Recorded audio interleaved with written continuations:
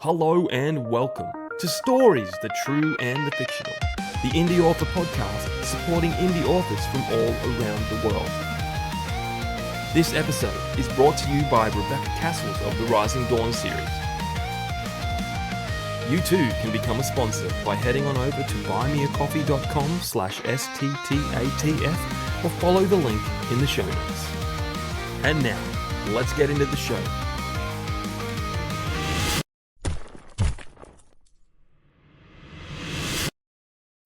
Warning.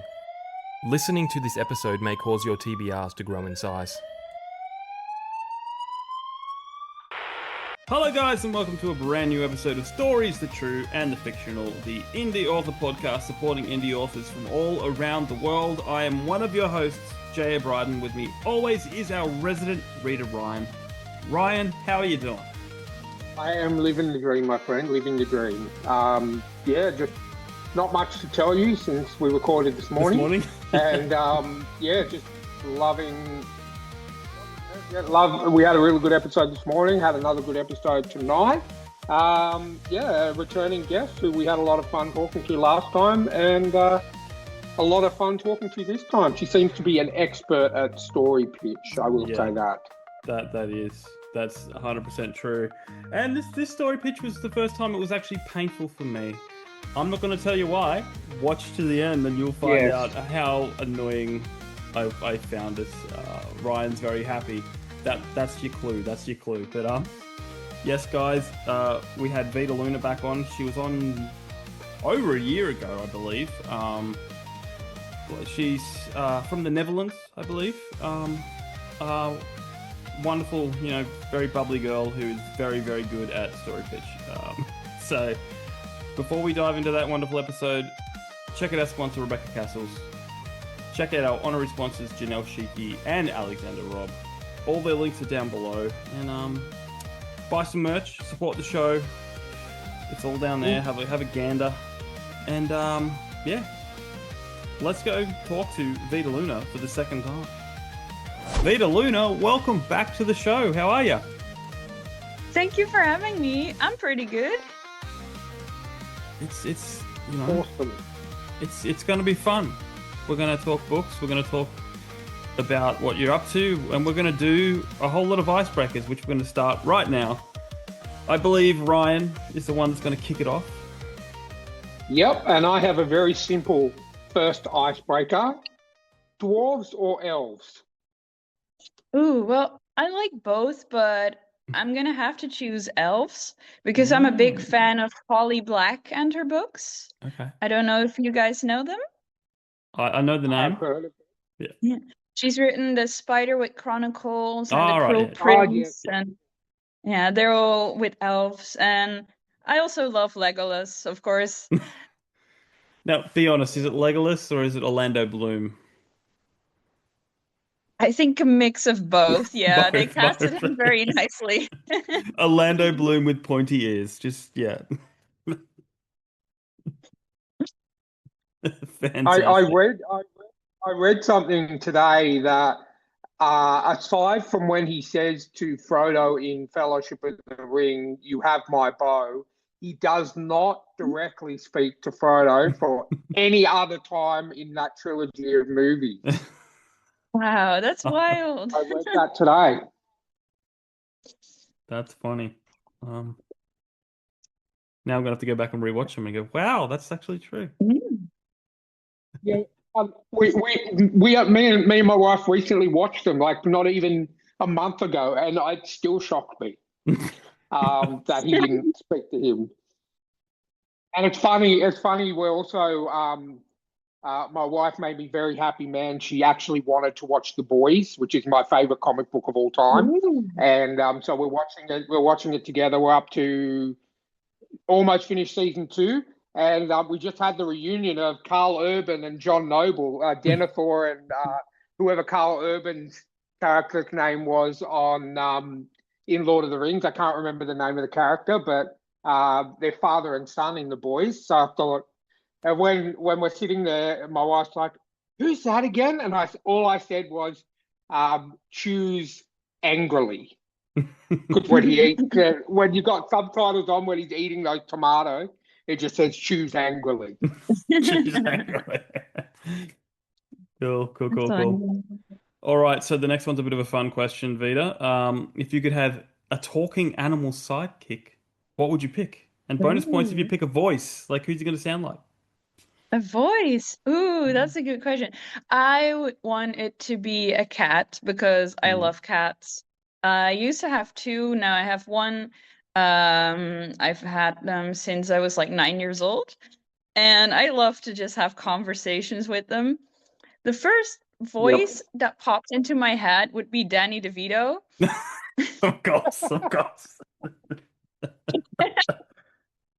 Yes. Yeah, I don't know why. It's so fitting. The last person that chose a cat was Samuel L. Jackson. Samuel L. Yeah. Jackson voice. But like, no, I think Danny DeVito is better.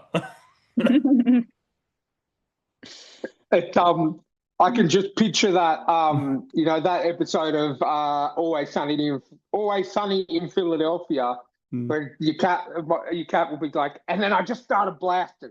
And like, my girls would say that. Just like, what? What? Yeah. But you've done it again, Jamie. You skipped ahead a question. Did I? You went Oh, three. okay. I wasn't All right, reading it. It was half blocked, but all right. Well, you can pick the next question. That's okay. Question number three, which is really question number Number two. two. What is your what is your least favorite trope in storytelling? So it can be in, TV, movies, books, whatever. Well, I always get kind of frustrated when a character writes a letter and then that letter gets lost. And then the first character thinks, "Oh no, they haven't replied to my letter," but they haven't even seen it. And that gets on my nerves. Yeah, yeah, that one's annoying. I mean, I haven't watched I mainly watch horror movies, but I haven't seen too many like that. But I know that whole trope is, yeah, it's definitely done way too much. Mm. I think it was in Anne with an E where it took forever for one of them to get the other's letters because it got lost or it got swept away or something and or removed, and it was so frustrating. You want to yell at the screen like, "No, you guys do love each other. You just haven't gotten the letter." Yeah. Mm. Yeah. Isn't it great we don't live in a world where we have to rely on postal service for everything, Nah, it's all Amazon now. Just write a letter to Amazon and I'll pass it on.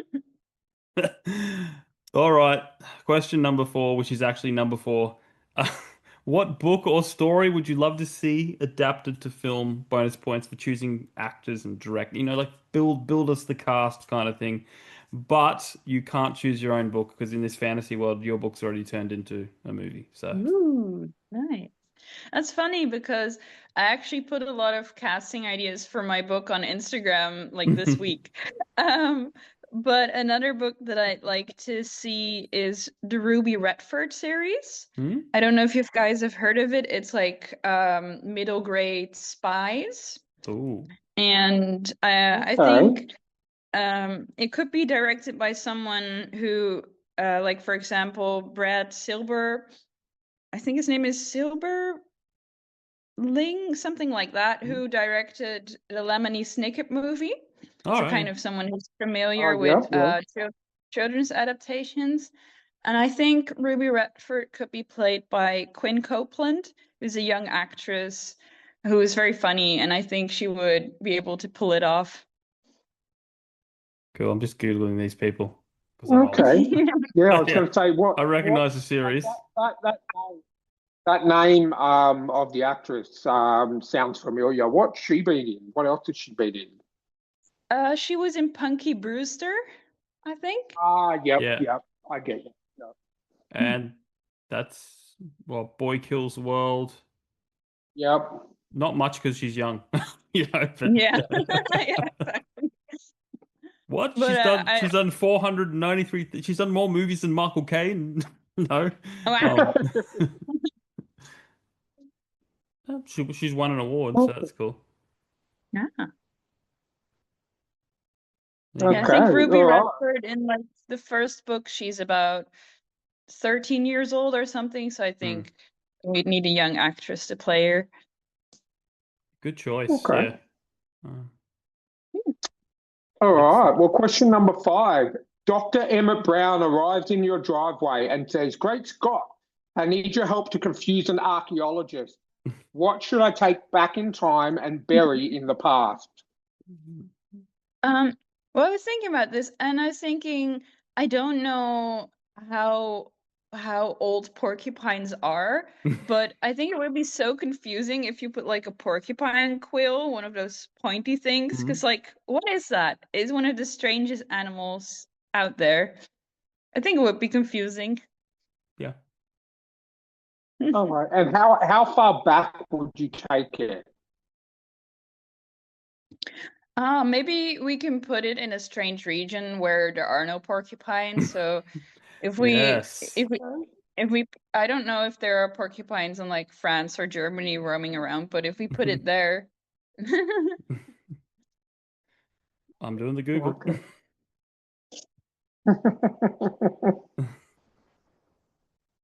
Now I forgot how to spell porcupine. oh yeah, Yeah. Porcu pine, yeah. No, there are no wild porcupines in France. Wow, Changing that's where France we to put it. Germany. No, there are no porcupines in Germany. So you chose wisely. Nice.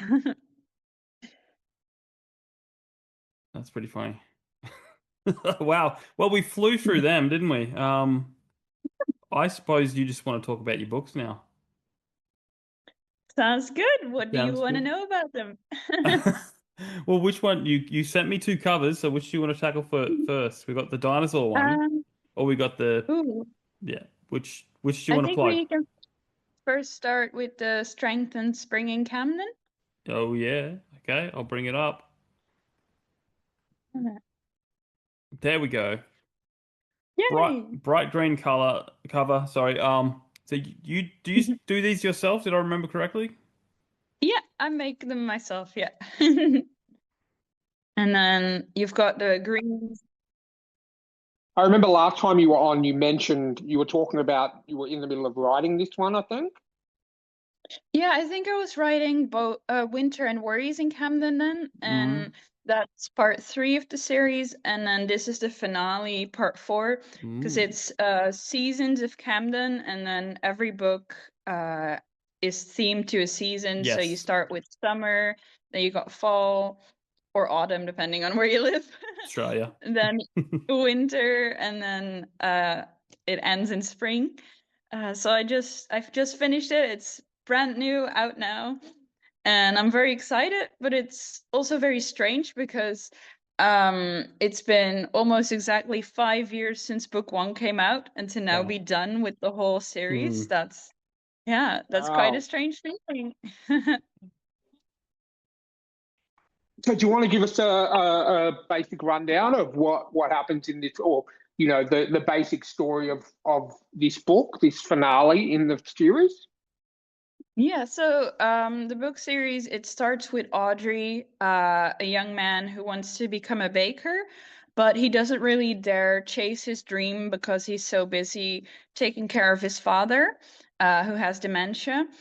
But then he meets someone who kind of inspires him in that. And then you've got him, you've got his sister Tiffany, who loves to dance ballet, you've got his best friend Dylan, and then you've got Zach, who I'll leave a bit in the middle what happens Mm. with him. And then you kind of follow these 4 characters over the span of 15 years in the series. Um, so the story starts when they're in their early 20s and it ends when they're in their mid 30s, and you get to see their lives. Mm. Awesome. Is Yeah. there specific meaning behind these things on the cover? You got a cupcake, a hammer, a needle and thread, and a booky thing. Yeah. It's each icon represents one of the four main characters in that book. Oh, okay. And so there are kind of a little bit like teasers to this story. And the very first book, it starts with Audrey making lemon cupcakes with sprinkles.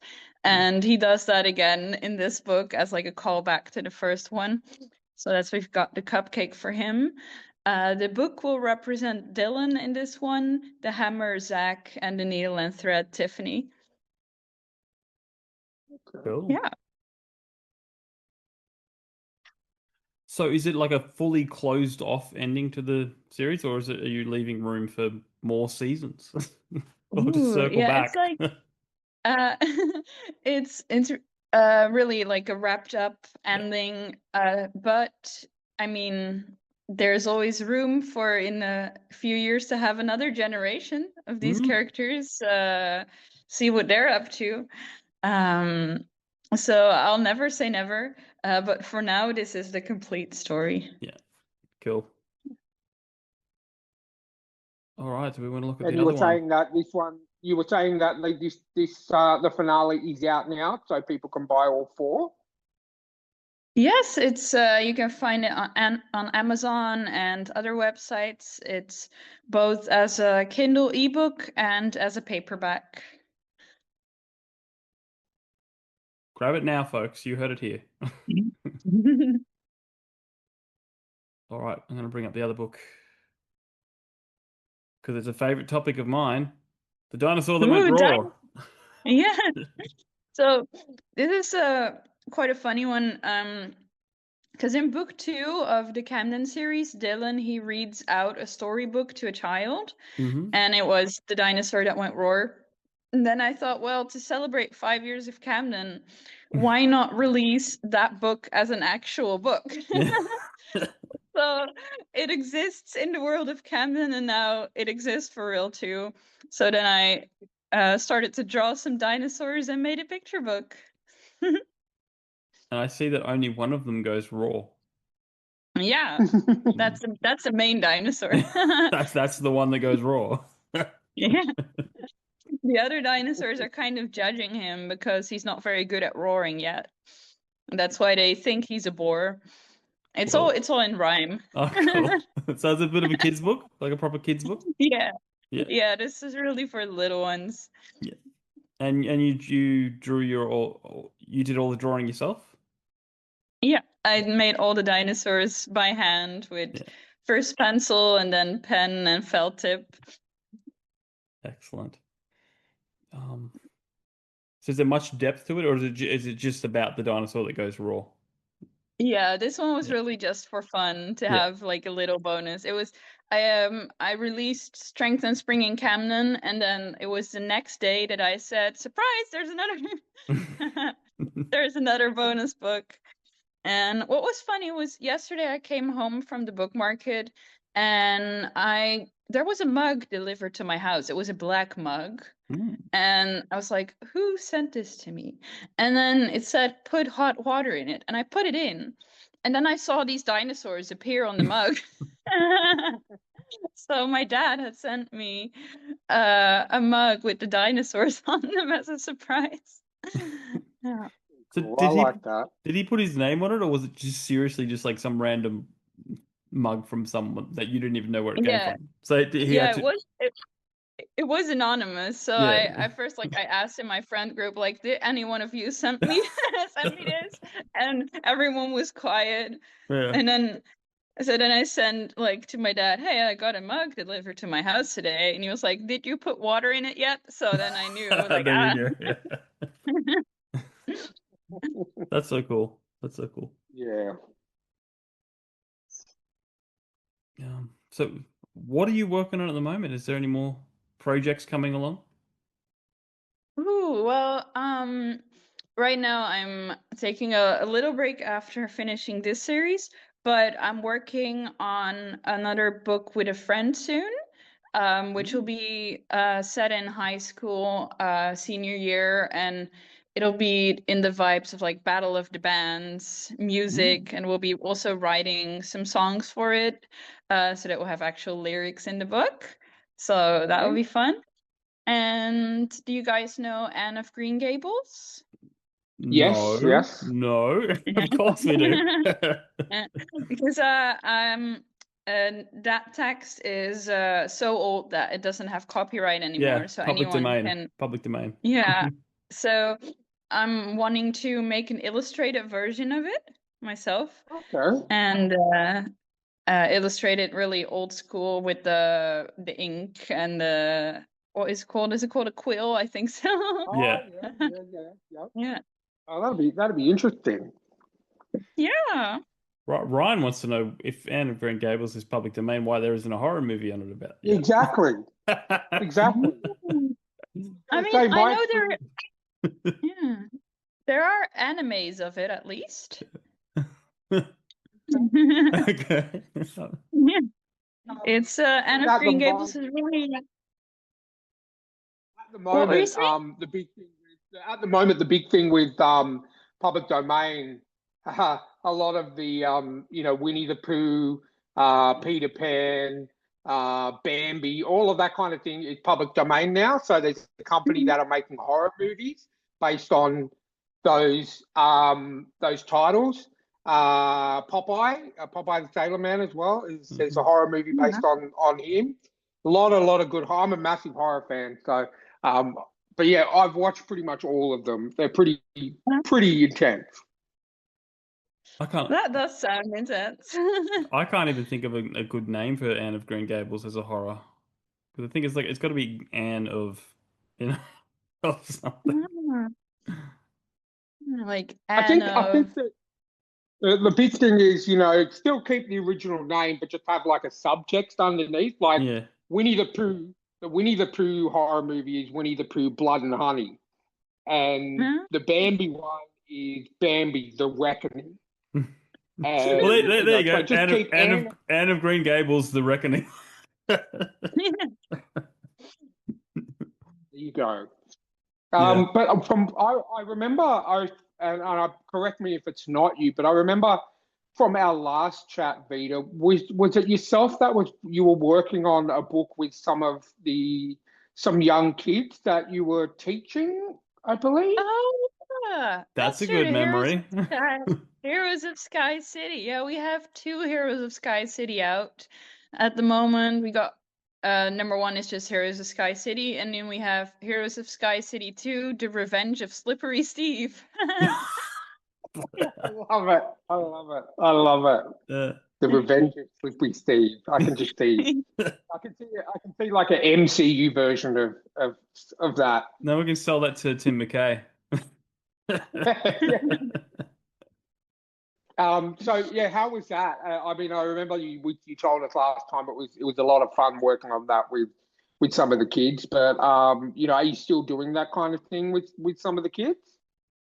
Yeah, right now they're working on usually they're making the illustrations and I do the writing for them, but this time they wanted to see if they could write themselves in English.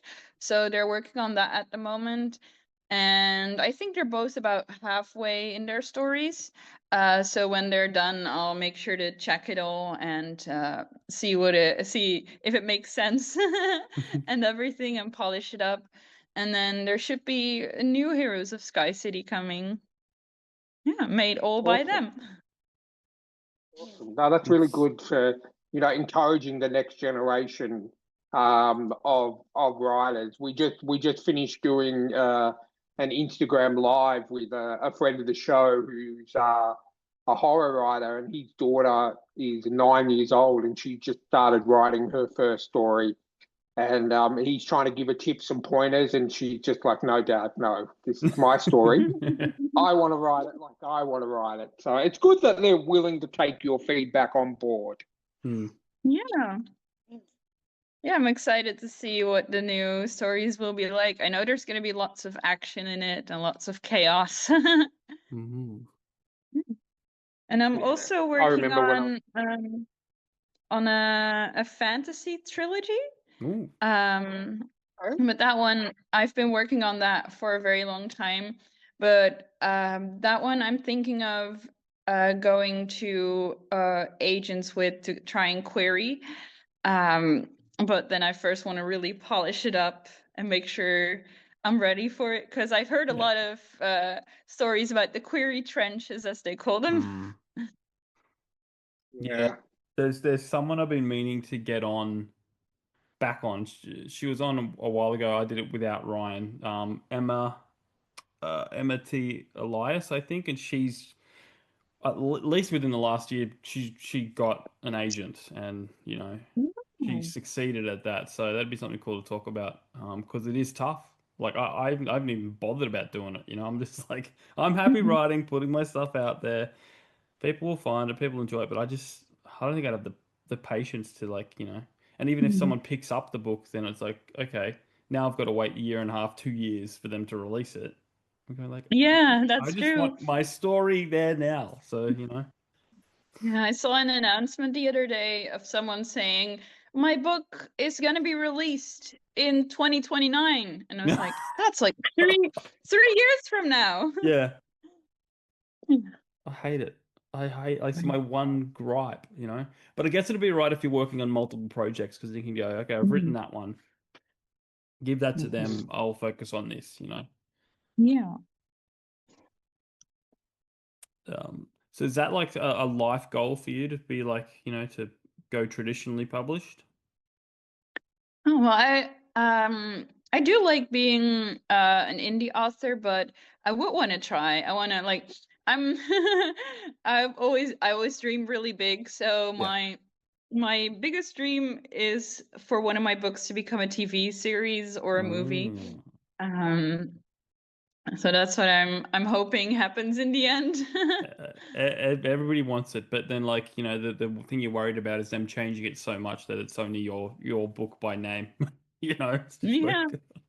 I That is think true. a lot of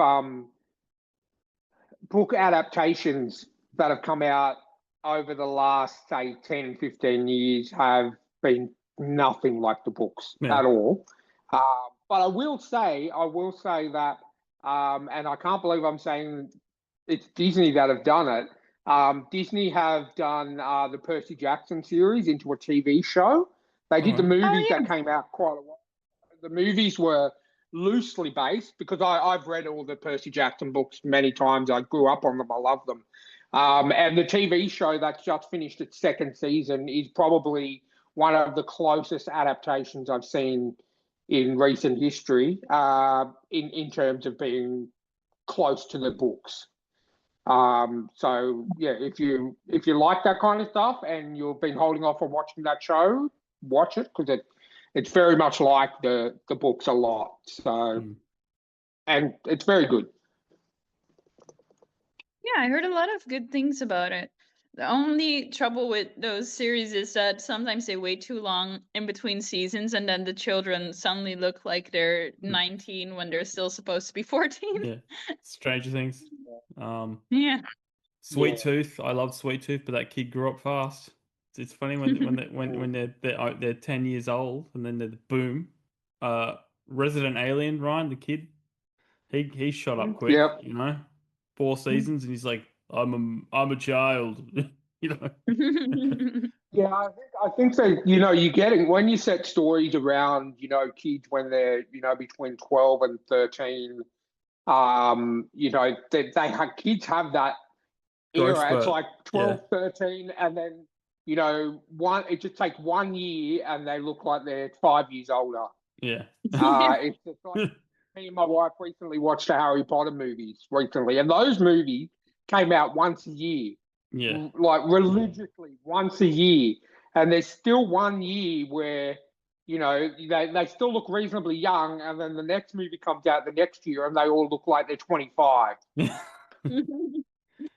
Yeah. So it's that age group where there's that 1 year when they just go from, looking like they're still prepubescent teens to, mature adults. Yeah. But then you've got, the Karate Kid, where the first movie he was 24, 24 years old, and he looked like he was, 5. And the same with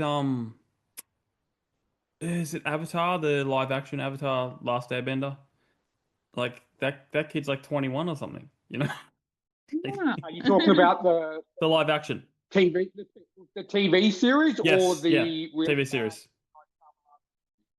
No, the TV series. Okay, yeah, the Netflix one. Yeah. Yeah. He's like 19, 20 or something, Wow, I swear he looked. I watched that recently, and he looked like he could be 13. Yeah. Some people have the genes. Yeah. Cool. Well, we still got a bit of time to go. I think we should play some story pitch. Do you want to play some story pitch, Vita? Yeah, that sounds good. All right. Shows how prepared I was. I forgot to bring up the graph. We played a lot of story pitch today. Yes, we have. We did played 5 rounds. We had a story. Yeah, we had a story pitch episode we recorded this morning with a group of 4 or 5 authors. I can't remember. 4. Yeah, that was 5 rounds. So yeah, we're pretty much experts at this point out. Yeah. Wow. Things have changed since you last played, Vita. Oh. I'll bring up the graph for the people at home. The game is called Story Pitch.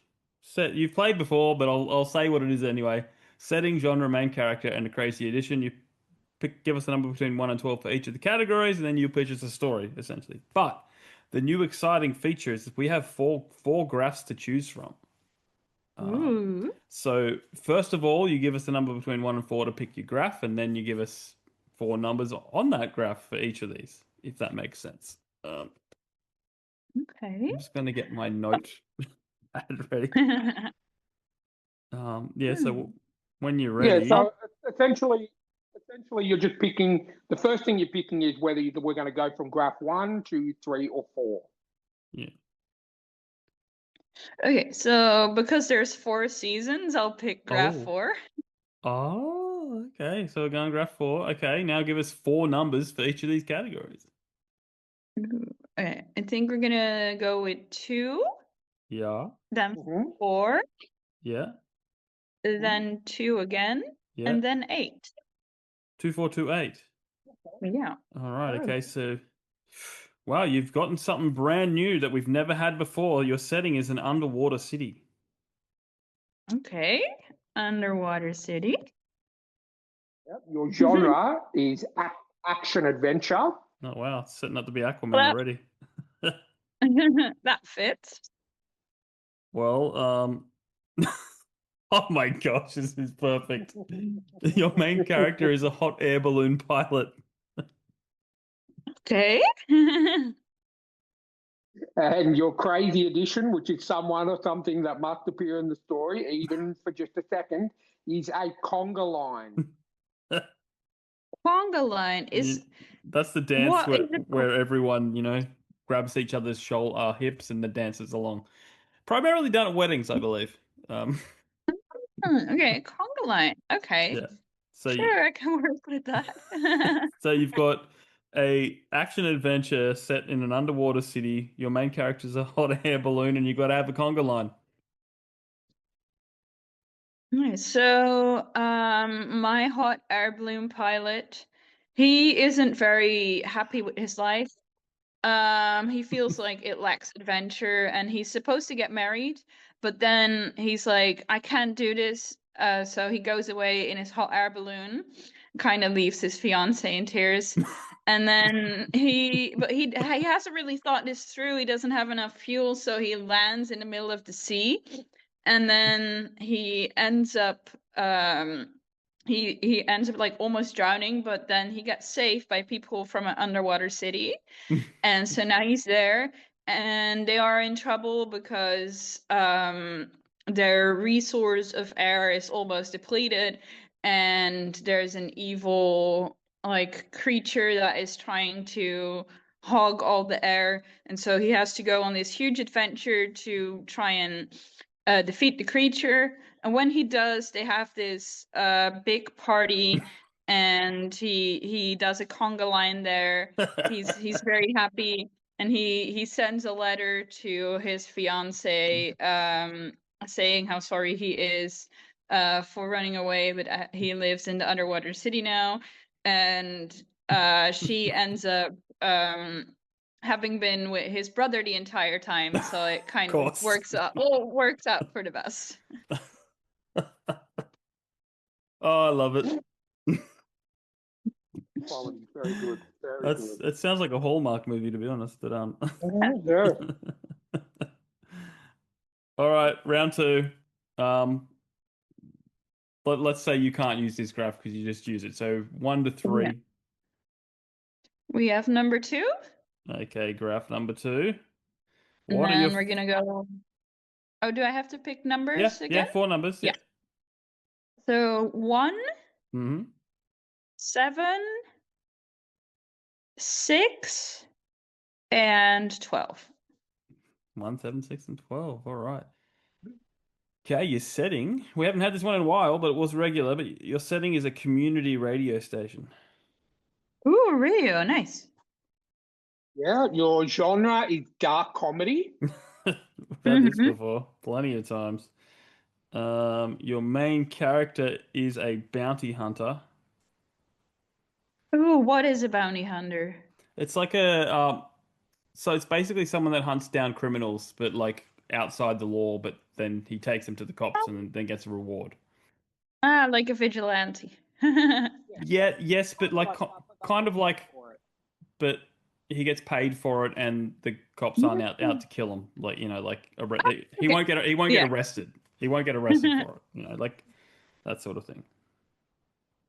Okay, and your crazy addition, which is someone or something must appear in the story, are giant robots. So if you've seen the movie Pacific Rim, those kind of robots, huge.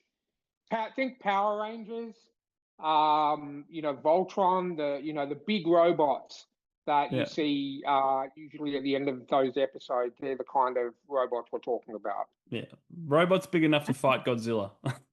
Yeah. Okay, wow, this is a difficult one. Yeah, well, you got a dark comedy set in a community radio station with a bounty hunter and giant robots. So Yeah. Okay. So our main character, he's radio host there by day, and he's bounty hunter by night. And he gets this guest on the radio station who's being kind of dodgy and talking about robots taking over the world and everything.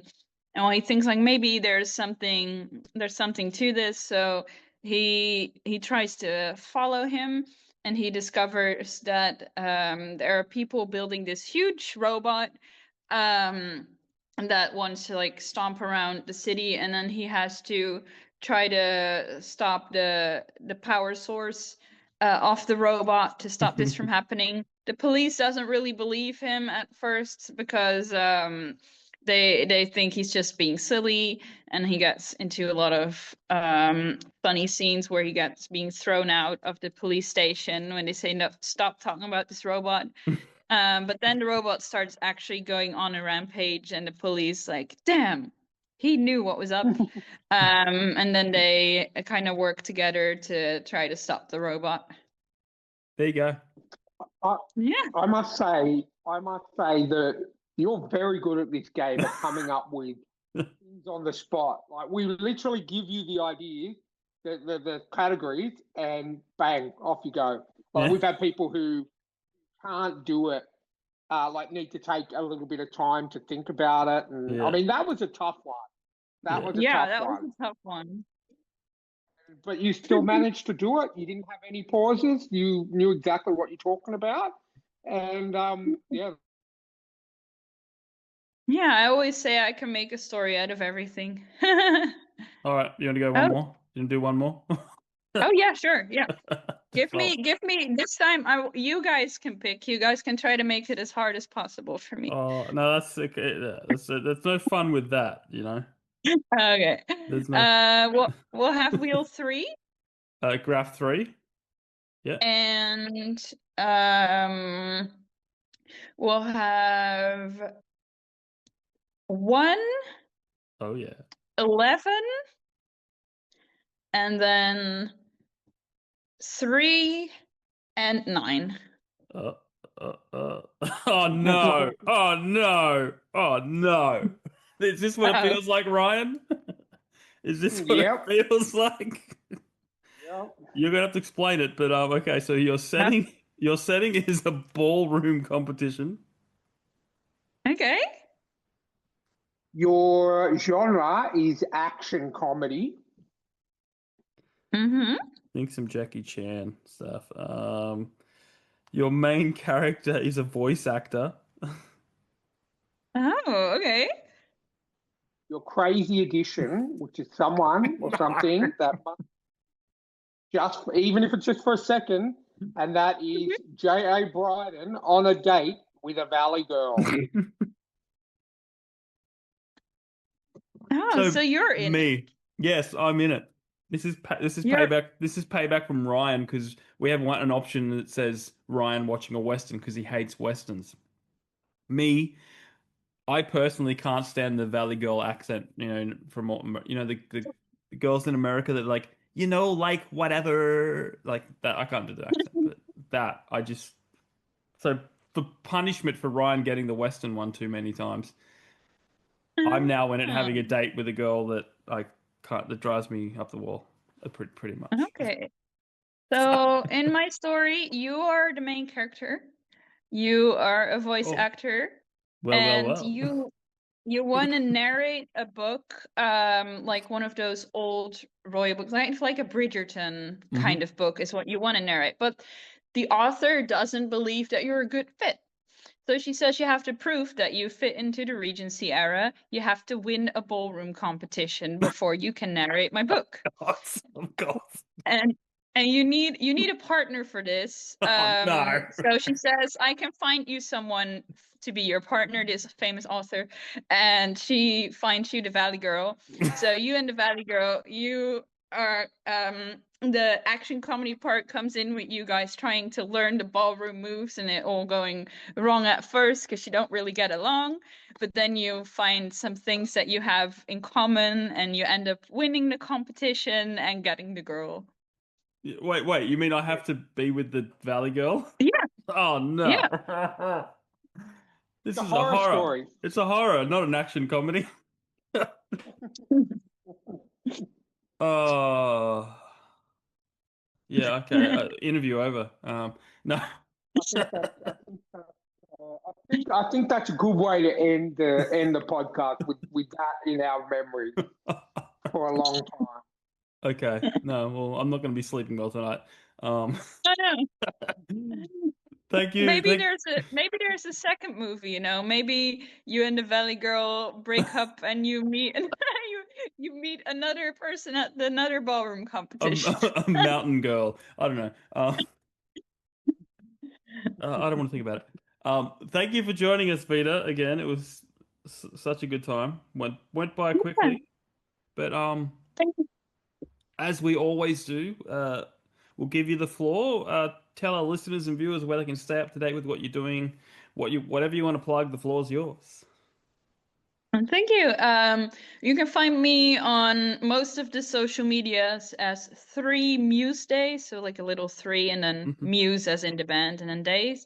I post about my books. You can find the books on Amazon and quite a few other websites. And I hope you guys all enjoy the Seasons of Camden series and all the series that are still to come. Yeah, it's now complete. So yeah. No excuse to not buy them all. So, well, thank you again for joining us, Vita. I will leave all of your links down in the show notes so our listeners can find you and stalk you on the internet in a friendly manner and buy your books and all that stuff. Guys, please check out our sponsor, Rebecca Kearsells, our honorary sponsors, Janelle Schiecke and Alexander Robb. All the links are down below. Check out our merch. Buy Ryan's multiple. You've got a choice now. You can buy one shirt or his other shirt. They are available. Every little bit of merch that you buy goes to helping us keep the lights on with the show, pretty much. So, thank you guys for supporting us. Check out our Discord if you want to join. We'll just reach out. We'll give you the link. And until next time, keep supporting those indie authors, and we'll catch you on the next episode.